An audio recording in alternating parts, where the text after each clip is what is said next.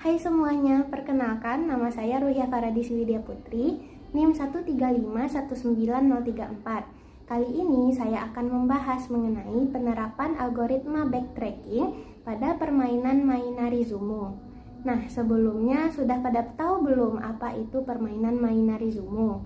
Permainan ini adalah salah satu logic puzzle yang berasal dari Jepang. Logic puzzle sendiri adalah permainan teka-teki yang terdiri dari kisi-kisi di mana kita perlu menyelesaikannya sedemikian rupa sehingga mematuhi semua batasan-batasan yang ada.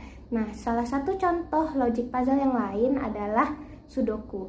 Namun, walaupun sama-sama mengisi angka seperti halnya di Sudoku, tapi permainan Mainari Zumo ini memiliki peraturan yang berbeda dengan permainan Sudoku. Nah, penasaran? Baiklah, pertama-tama kita akan membahas terlebih dahulu apa itu yang dimaksud dengan algoritma backtracking. Algoritma backtracking merupakan perbaikan dari exhaustive search. Seperti yang telah kita ketahui, pada exhaustive search, semua kemungkinan solusi akan diperiksa satu persatu. Misalnya, saat kita bermain Sudoku, kan Sudoku memiliki 8 sel, artinya kira-kira kita akan memeriksa sebanyak 9/81 kemungkinan solusi satu persatu. Bayangkan, itu akan banyak sekali, bukan? Namun, di algoritma backtracking, kita tidak perlu melakukan hal yang demikian. Bagaimana caranya? Terlebih dahulu, kita perlu melihat ada 3 properti umum dalam algoritma backtracking. Yang pertama adalah solusi persoalan yang biasa dinyatakan sebagai vektor n tuple. Selanjutnya adalah fungsi pembangkit, yaitu fungsi untuk membangkitkan nilai untuk komponen vektor solusi.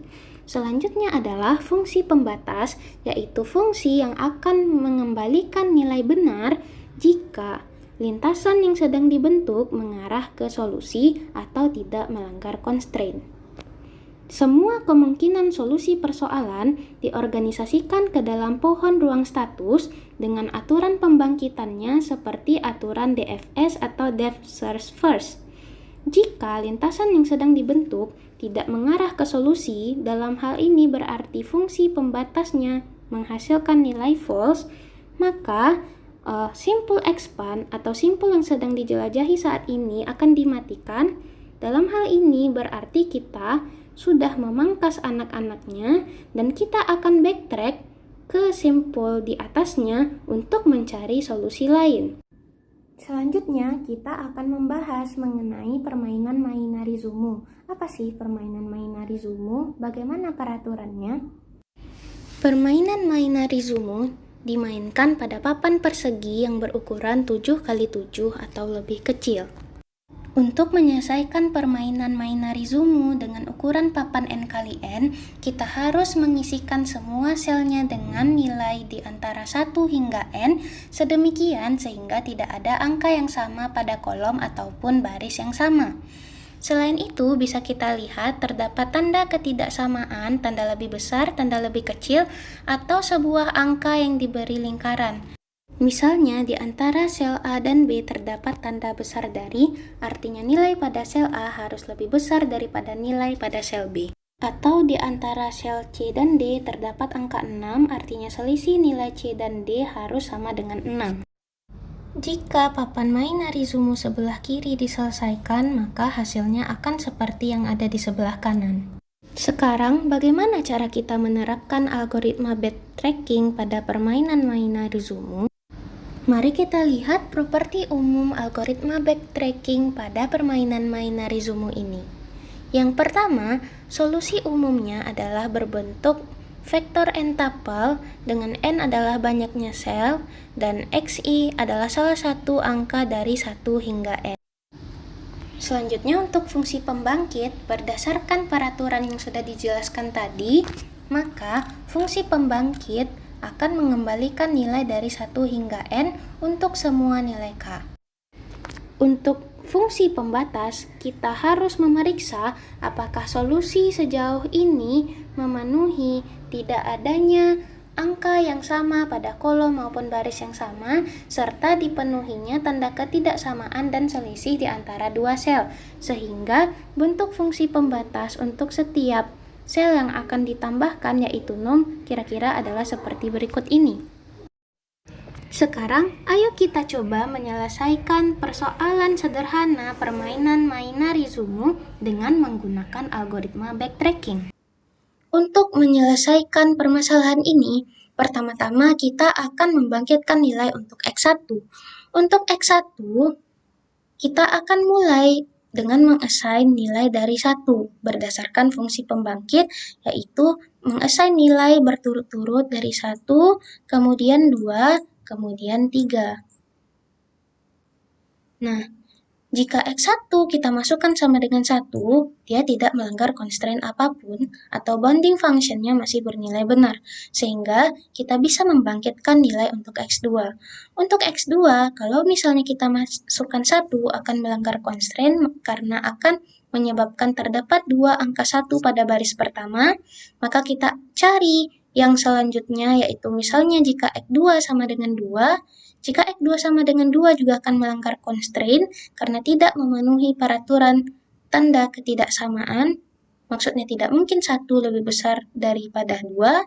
Selanjutnya, kita cari X2 yang lain yaitu 3, juga tidak memungkinkan karena 1 tidak lebih besar daripada 3. Karena semua solusi dari X2 ini tidak ada yang memenuhi bounding function, maka kita akan melakukan backtrack untuk mencari nilai X1 yang lain. Dalam hal ini berarti tidak mungkin X1 nilainya sama dengan 1.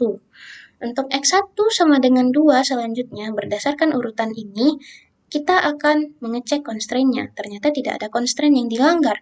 Artinya kita bisa mencari untuk X2. Untuk X2 kita mulai dari 1,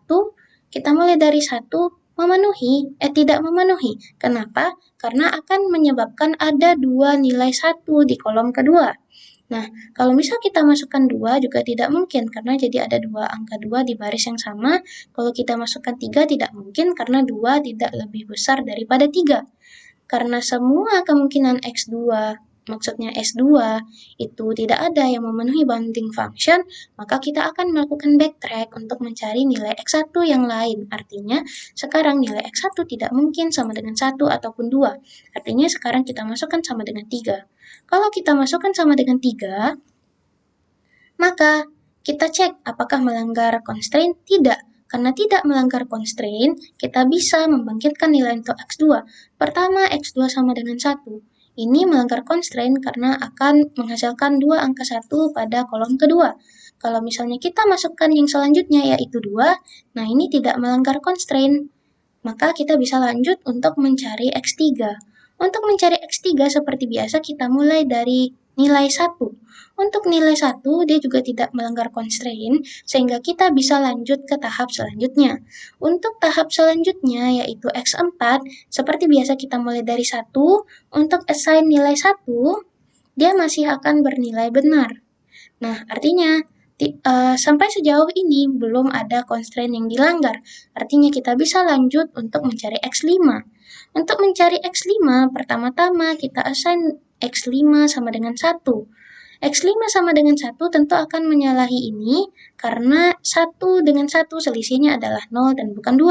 Artinya kita cari nilai X5 yang selanjutnya yaitu 2. Untuk X5 sama dengan 2 juga akan melanggar karena selisih dari 1 dan 2 itu 1 bukan 2. Selanjutnya kita cari yang lain yaitu X5 sama dengan 3. Kalau kita masukkan 3, lihat, tidak ada constraint yang dilanggar, maksudnya sejauh ini nilai bounding function yang dikembalikan pasti hasilnya masih bernilai benar. Nah, makanya kita masih bisa lanjut untuk mencari nilai X6. Untuk pembangkitan nilai X6, seperti biasa kita mulai dari 1.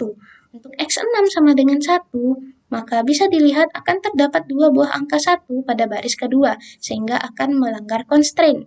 Oleh karena itu, kita cari nilai X6 yang lain, yaitu sekarang sama dengan 2. Kalau kita masukkan 2, tidak ada constraint yang dilanggar, artinya bounding function-nya masih mengembalikan nilai true, artinya kita bisa lanjut untuk membangkitkan nilai untuk X7.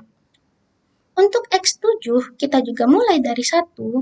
Kalau kita memberi X7 sama dengan 1 akan melanggar, karena akan terdapat 2 angka 1 pada kolom yang pertama. Artinya kita cari nilai X1 yang lain, yaitu X7 yang lain, yaitu 2. Kalau kita masukkan angka 2, maka tidak ada yang dilanggar. Nah, artinya kita akan lanjut untuk mencari X8. X8 sama dengan 1 sudah tertera di sini. Lalu kita akan lanjut untuk mencari X9. X9 seperti biasa, kita mulai dari 1. Kalau kita masukkan 1, maka akan menjadi 2 angka 1 pada baris terakhir, sehingga melanggar constraint. Lalu kita matikan simpulnya dan kita bangkitkan untuk nilai yang baru, yaitu X9 sama dengan 2. Untuk X9 sama dengan 2, dia juga akan melanggar constraint karena akan ada 2 buah angka 2 di sini, sehingga simpulnya kita matikan juga dan kita cari nilai X9 yang lain, yaitu 3. Kalau misalnya kita masukkan 3 di sini, lihat tidak ada constraint yang dilanggar. Maksudnya, bounding functionnya masih akan mengembalikan nilai true. Nah, karena semuanya sudah dicari, kita sudah sampai kepada X9, di mana X9 itu adalah yang terakhir, maka pencarian kita selesai. Dengan menggunakan skema umum algoritma backtracking dan properti umum yang sudah kita rumuskan sebelumnya, kita bisa membuat kode program untuk memudahkan kita dalam memecahkan permainan Mainari Zumo. Saya sudah membuat programnya, dan kita akan mengecek untuk soal yang sama seperti yang telah kita bahas sebelumnya. Masukannya adalah seperti ini adalah N, yaitu ukurannya, dan mari kita langsung saja. Nah, hasilnya akan jadi seperti ini. Dan hasil ini sama dengan hasil yang tadi kita peroleh. Demikianlah penjelasan saya mengenai penerapan algoritma backtracking dalam permainan Mainari Zumo. Semoga bermanfaat. Terima kasih.